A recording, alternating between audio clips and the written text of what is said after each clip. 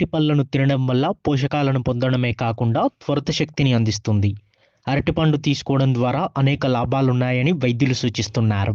అరటి పండ్లలో ఉండే పొటాషియం రక్తపోటును నియంత్రించడంలో సహాయపడుతుంది.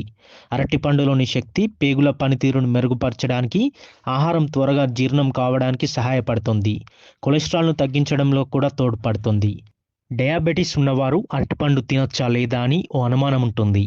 ఎందుకంటే అరటిపండు తియ్యగా ఉంటుంది. కాబట్టి అది తింటే షుగర్ లెవెల్స్ అమాంతంగా పెరిగిపోతాయని భావిస్తుంటారు.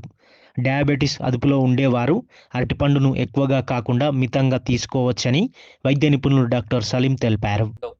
అయితే ఇప్పుడు డయాబెటీస్‌కు వచ్చినట్టయితే డయాబెటీస్ వాళ్ళేంటంటే దీంట్లో కార్బోహైడ్రేట్స్ అనేది ఎక్కువ ఉంటాయి.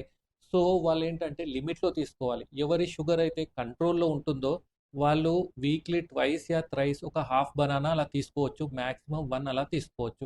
లేదంటే ఏంటంటే వాళ్ళ షుగర్ కంట్రోల్ లేనప్పుడు బనానా తీసుకుంటే షుగర్ ఇంకా ఎక్కువగా పెరుగుతుంది.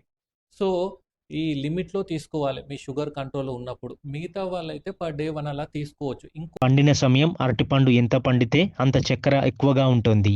అరటిపండు ఎంత పచ్చగా ఉంటే చక్కెర అంత తక్కువగా ఉంటుంది. అందువల్ల పండిన అరటిపండ్లను నివారించడం ఉత్తమం. కానీ కొద్దిగా పండని అరటిపండ్లను రోజుకొకటి చొప్పున తీసుకోవచ్చు. షుగర్ కంట్రోల్ చేసుకోవాలనుకుంటున్న వారు అరటిపళ్ళకు దూరంగా ఉండాలి. షుగర్ కంట్రోల్‌లో లేనప్పుడు అరటిపళ్ళను ఎక్కువ తీసుకోవడం ద్వారా షుగర్ లెవెల్స్ మరింత పెరిగే అవకాశం ఉంటుంది.